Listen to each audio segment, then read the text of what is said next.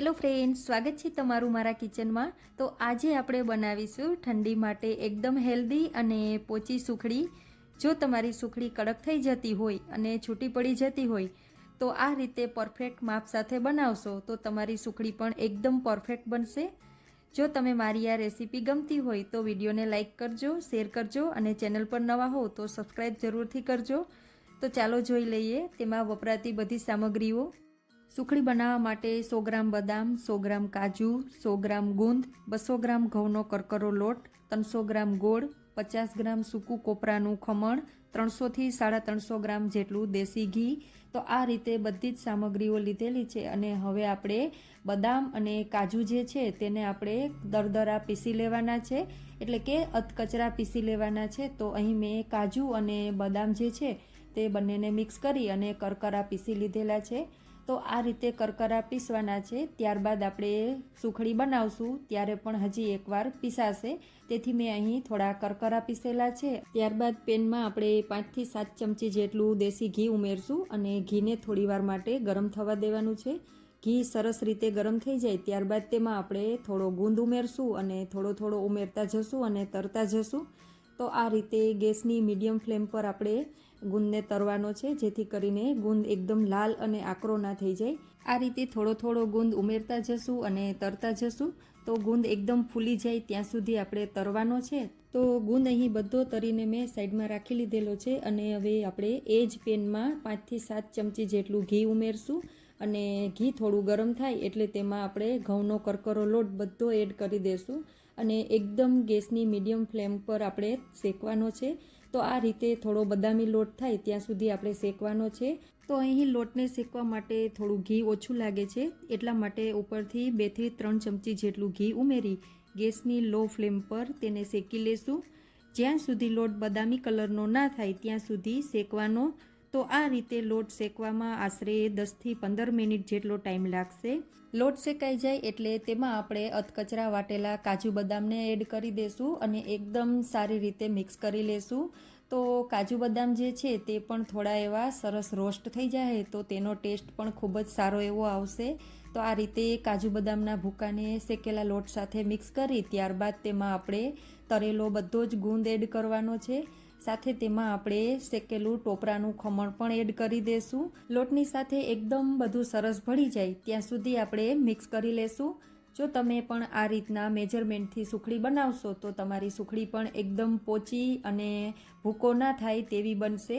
તો અહીં બધી જ સામગ્રીઓ મિક્સ થઈ ગઈ છે અને હવે આપણે તેમાં થોડા એવા મસાલા એડ કરવાના છે। તો અહીં મેં 1 ચમચી જેટલો તીખાનો પાવડર એડ કરેલો છે, સાથે અડધી ચમચી જેટલી હળદર અને 1 થી 1.5 ચમચી જેટલી સૂંઠ પાવડર એડ કરેલો છે। આ બધા જ મસાલાને એડ કરી સરસ રીતે મિક્સ કરી લેવાનું છે, પણ આ મસાલાને આપણે જ્યારે લોટ શેકાઈ જાય ત્યારબાદ જ આપણે એડ કરશું। ટ્રીક છે, જો મોટા ટુકડા તમને ચાલે તો તમે આમને આમ જ રહેવા દઈ શકો છો, પણ આપણે મિક્સર જારમાં આ રીતે થોડું તો ગરમ હોય ત્યારે જ મિક્સર આ રીતે મિક્સર જારમાં ઉમેરવાનું અને 2 વાર તો મિક્સર તમારે ચાલુ બંધ પલ્સ મોડમાં 1-2 વાર તમે ફેરવશો એટલે આવું એક સરખું મિક્સર ગ્રાઇન્ડિંગ આવી જાય એવું થઈ જશે। તો ગુંદર થોડો ઝીણો થઈ જશે, સાથે કાજુ બદામના મોટા ટુકડા છે એ પણ ઝીણા થઈ જશે અને ઘી તમારે વધારે વાપરવું પણ નહીં પડે। તો આ રીતે માત્ર 2 થી 3 વાર પલ્સ કરવાનું, વધારે ગ્રાઇન્ડ નથી કરવાનું। આ રીતે બધું મિક્સર જારમાં 2-3 વાર લીધું ને પછી આ રીતે પલ્સ કરી રેડી કરી લીધેલું છે ને જે ઘી બચેલું છે થોડું એવું 2 થી 3 ટેબલ સ્પૂન જેટલું એ પાછું આપણે કડાઈમાં લઈ લેવાનું છે અને એમાં આપણે 300 થી 350 ગ્રામ જેટલો ગોળ ઉમેરી લઈશું અને ગોળને લો ટુ મીડિયમ ફ્લેમ પર ગોળ પીગળે ત્યાં સુધી ગરમ કરવાનું છે।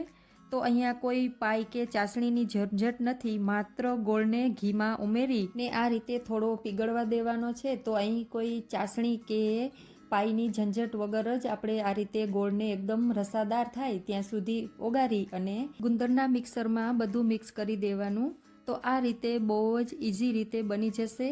તમારે મિક્સરમાં થોડું પલ્સ કરી મિક્સ કરી દેશો એટલે આ રીતે એકદમ પરફેક્ટ એવું બાઇન્ડિંગ આવશે, સાથે દાણો ડ્રાયફ્રૂટનો અને ગુંદ પણ એકદમ સરખો એવો મિક્સ થઈ જશે। આ રીતે એકદમ ઝટપટથી મિક્સ કરી દેવાનું, તરત જ ઉતારી પ્લેટમાં નીકાળી લેવાનું. તમે થાળીમાં પણ ઘી લગાવી અને આ રીતે ગુંદર પાકને પાથરી દેવાનો. પેચ્યુલાની મદદથી એકદમ ખૂણા સુધી પ્રેસ કરી અને પ્રોપર રીતે સેટ કરી લેવાનું.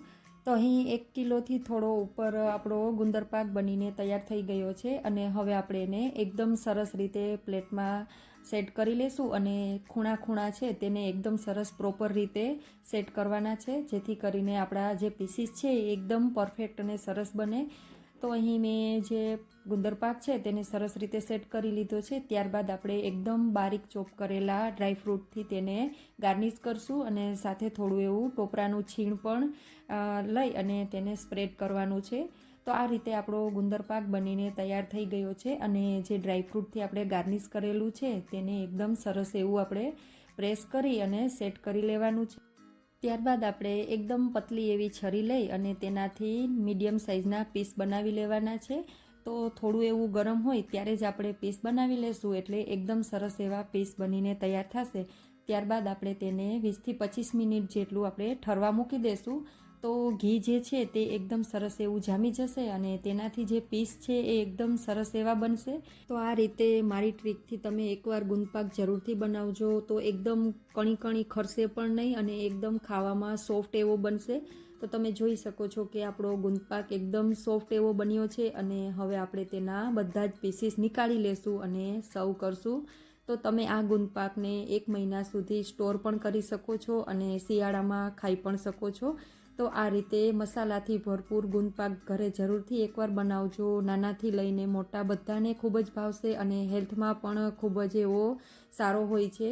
તમને મારી આ રેસીપી ગમી હોય તો વિડીયોને લાઇક કરજો, શેર કરજો અને ચેનલ પર નવા હો તો સબસ્ક્રાઈબ જરૂરથી કરજો.